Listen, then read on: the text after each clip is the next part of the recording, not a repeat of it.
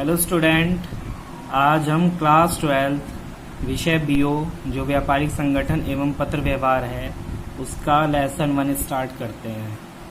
जैसा कि पहली वीडियो में बताया गया था कि इसके पहले पार्ट का नाम है देशी व्यापार प्रथम, यानी व्यापारिक सौदे की गतिविधियाँ।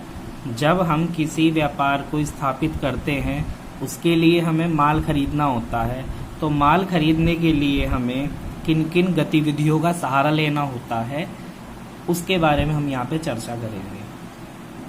इस पार्ट के अंदर सिर्फ एक ही प्रश्न इम्पोर्टेंट है कि किसी भी व्यापारी से सौदा करते समय किन किन बातों का ध्यान रखना आवश्यक होता है। ये लॉन्ग प्रश्न है, इसके टोटल 14 टॉपिक दिए गए हैं। शॉर्ट और वेरी शॉर्ट जो प्रश्न है इन्हीं टॉपिकों के माध्यम से निकलेंगे, यानी कि अगर इस एक हमने प्रश्न को समझ लिया तो पूरा चैप्टर हमारा इसके अंदर से कवर हो जाएगा। अब इसको बिल्कुल तसल्ली से एक एक पॉइंट को अच्छे से समझते हुए चलेंगे ताकि हमें पूरा चैप्टर अच्छे से समझ आ जाए। तो सबसे पहला टॉपिक आता है पूछताछ। पूछताछ का मतलब क्या होता है, ठीक है। सबसे पहले हम ये समझेंगे कि किसी भी व्यापार में, चाहे व्यापार छोटा हो या व्यापार हमारा बड़ा हो, किसी भी व्यापार में चाहे व्यापार हमारा छोटा हो या व्यापार हमारा बड़ा हो, माल खरीदने व बेचने की जरूरत हमें पड़ती है। और किसी भी माल को खरीदने व बेचने की जो गतिविधि होती है, किसी भी माल को खरीदने व बेचने की जो गतिविधि होती है उसके बारे में ही हम यहाँ पे चर्चा करेंगे। सबसे पहला टॉपिक इसके अंदर आता है पूछताछ। तो पूछताछ का मतलब क्या होता है? व्यापारिक सौदा, जो हमारा व्यापार के लिए हम सौदा खरीदते हैं उसके बारे में हमें सबसे पहले पूछताछ कर लेनी चाहिए। थोक व्यापारी, फुटकर व्यापारी, जिससे भी हमें माल खरीदना है ये पहले ही हमें सुनिश्चित कर लेना होता है कि हम किस व्यापारी से माल खरीदेंगे, कितने स्केल पे खरीदेंगे और कितनी कितनी क्वांटिटी हमें खरीदनी है। इसके लिए, माल खरीदने के लिए हम व्यापारी को पत्र भी लिख सकते हैं जिसको हम पूछताछ का पत्र कहते हैं। उस पूछताछ के पत्र में हम माल संबंधी सारी जानकारी उससे ले सकते हैं, भुगतान के बारे में पूछ सकते हैं और हम छूट के बारे में उससे सारी बातें डिस्कस कर सकते हैं। अगला टॉपिक आता है निखर। निखर का मतलब क्या होता है?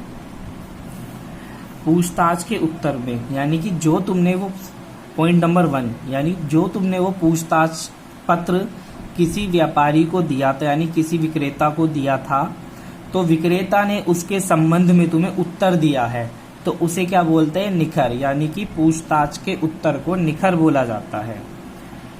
तो पूछताछ के उत्तर का जो पत्र होता है उसको निखर पत्र कहते हैं। निखर पत्र के अंदर एक व्यापारी सारे माल के जो रेट होते हैं वो लिखकर भेजता है, छूट का प्रतिशत, भुगतान की शर्तें, किस किन कंडीशंस में उसे पैसे लेने हैं, तो उसको हम पूछताछ का उत्तर या पूछताछ पत्र कहते हैं।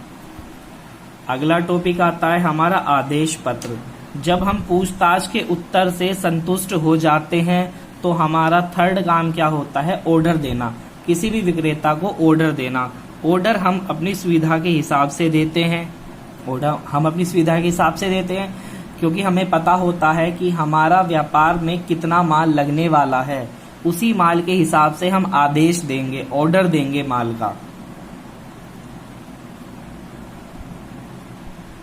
अगला टॉपिक आता है ऑर्डर पत्र की प्राप्ति। ऑर्डर पत्र की प्राप्ति, जब विक्रेता को ऑर्डर पत्र मिल जाता है तो उसको वह अपनी पत्र प्राप्ति पुस्तक के अंदर चढ़ा लेता है और सारी जानकारियां आपके ऑर्डर से प्राप्त कर लेता है, जिसके हिसाब से वह माल को बनवाना स्टार्ट कर देता है। अगला टॉपिक आता है माल उधार देना। टॉपिक नंबर 5, माल उधार देना। माल उधार देने के संबंध में 2 कंडीशनें होती हैं। माल देने के संबंध में 2 कंडीशंस होती हैं। पहली, पहली कंडीशन क्या होती है? नगद माल। दूसरी कंडीशन क्या होती है? उधार माल देना। तो नगद माल तो आम किसी भी व्यक्ति को दिया जा सकता है, लेकिन उधार माल देने के लिए विक्रेता सबसे पहले उसकी गुडविल की जानकारी लेता है, आसपास के प्रसिद्ध व्यापारियों से उसके बारे में पूछताछ करता है। यदि उसकी गुडविल अच्छी प्रसिद्धि वाली होती है तो ही उसको माल उधार दिया जाता है, वरना माल को निरस्त कर दिया जाता है। अगला होता है माल का एकत्रण करना। विक्रेता द्वारा क्रेता का मतलब क्या होता है? माल को खरीदने वाला। विक्रेता मतलब माल को बेचने वाला। तो टॉपिक आया है आपका माल एकत्रित करना। जब क्रेता के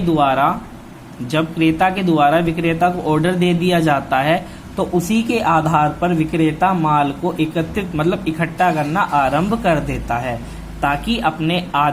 ताकि जो उसे क्रेता ने आदेश दिया है उस आदेश के आधार पर उसकी पूर्ति कर सके।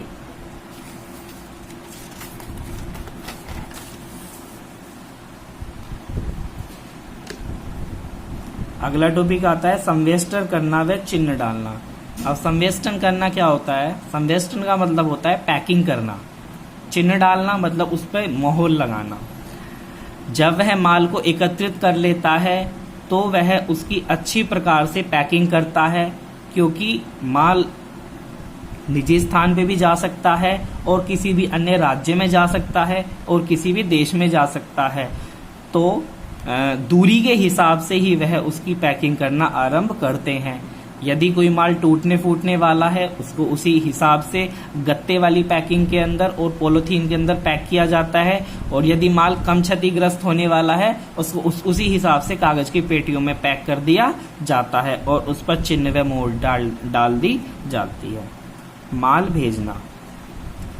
जब माल पैक हो जाता है और उस पर चिन्ह व मोहर डाल दी जाती है तो माल विक्रेता द्वारा क्रेता के लिए रवाना कर दिया जाता है।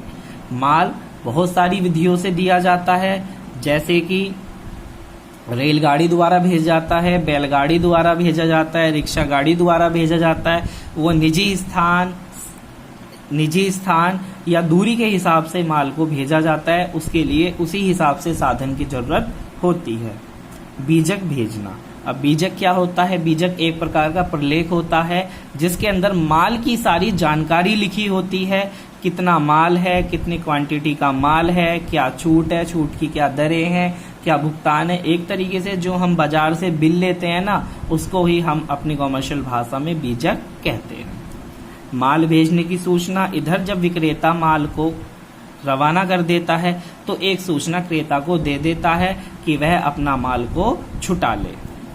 शिकायती पत्र। शिकायती पत्र क्या होता है? जब क्रेता माल को छुटा लेता है और उसके कहे अनुसार वह माल नहीं होता तो उसके संबंध में जो वह पत्र लिखता है तो उसको शिकायती पत्र कहते हैं।